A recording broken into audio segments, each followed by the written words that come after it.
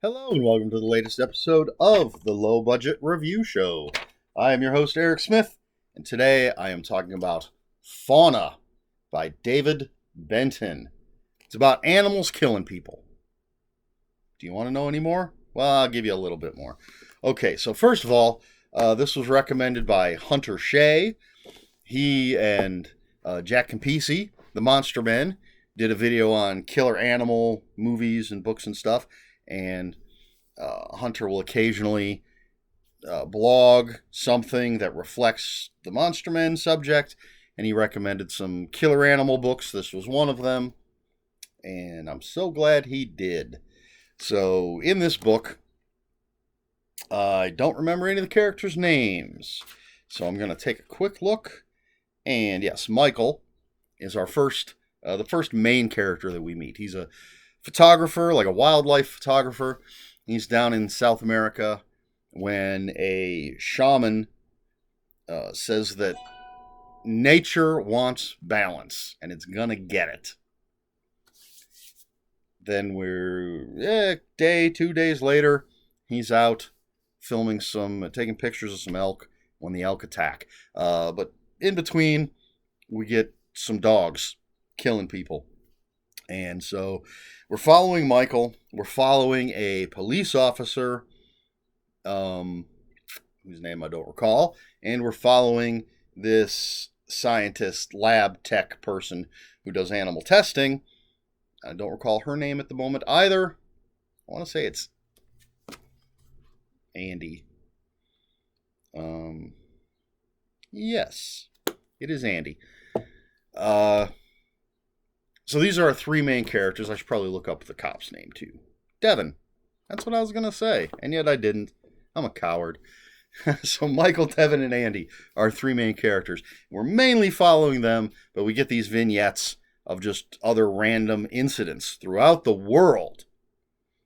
Every animal is killing everybody. And I love it. The first death we get is a child, which I always enjoy. When it's fictional, I like it when an author is willing to go there. There's just also a wide group of different types of animal attacks that we get to see. And so we have, as I said, we have Michael, who starts out, down in South America, then he's in the United States, and there's an elk attack, and then he's being sent to Africa, and all sorts of craziness ensues there, and we're following him as he tries to survive all these different animal attacks and figure out what the hell's going on. Devin, the cop, he's got 2 kids and a dog, and he's a widower. And when we meet him, he and his partner have pulled over because there's a dude standing on the side of the road outside his car who says his dog attacked him. The dog's locked in the car. They have to kill the dog.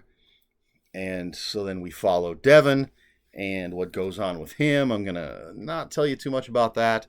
And then Andy, as I said, works in a lab, and the animals in the lab start acting weird.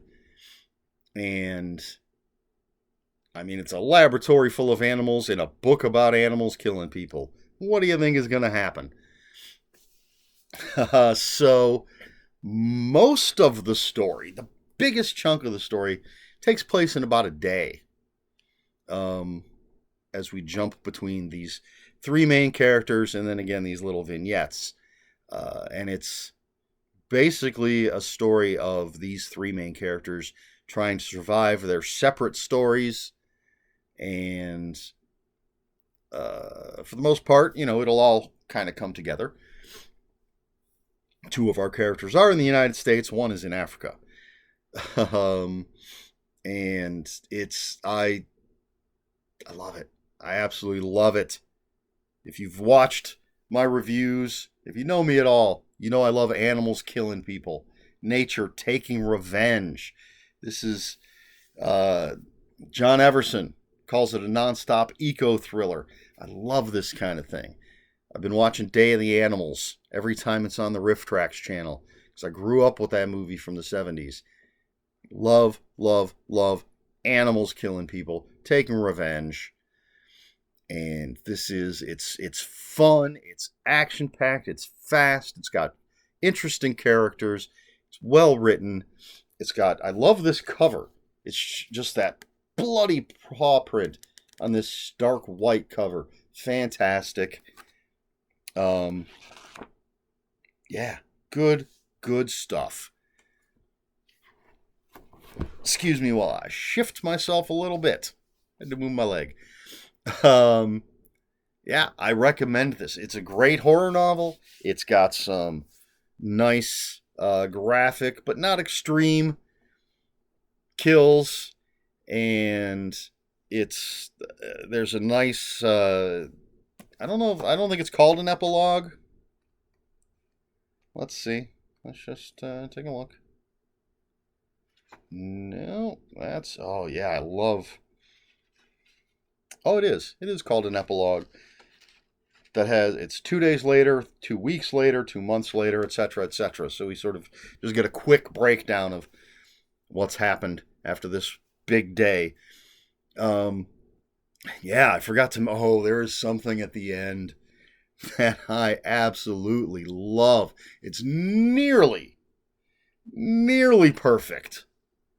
I think David Benton dropped the ball a little bit, but he does stick the knife in and twist it, but he ends up pulling the knife out and not just stirring up your guts.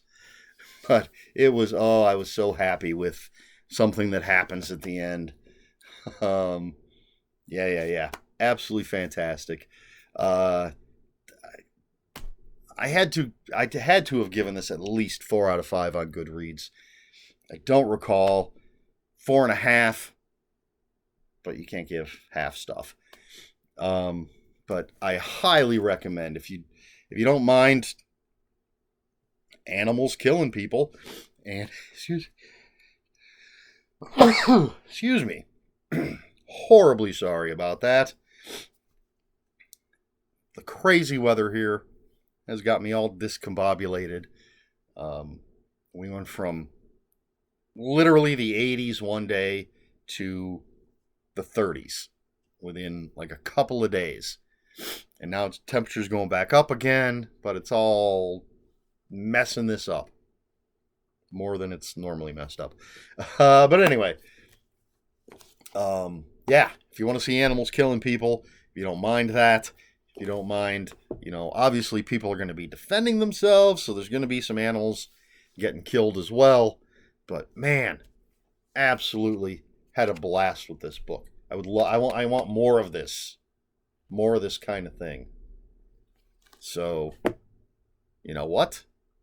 There we go. We're going to have a question in this video. I've not done some for the last few videos, but I know I've talked about animals killing people before. Do you have any recommendations for animals killing people books? I've got Jaws. I've read Jaws. I've read The Rats. I've read Slugs. But there's got to be plenty more out there. I think I have The Pack. I don't remember. What are your best animals killing people books? Let me know in the comments below. And if you have any comments, questions, or corrections, please put those in the comments below.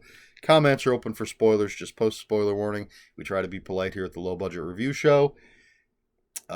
Please like, share, and subscribe. All that YouTube stuff. If you'd care to follow me on other social media, my Twitter is @Ronin5757. My Instagram, where I post pictures of books, comic books, board games, and fuzzy animals, is Eric Smith 5757. That's Eric with a K, ERIKSMITH 5757.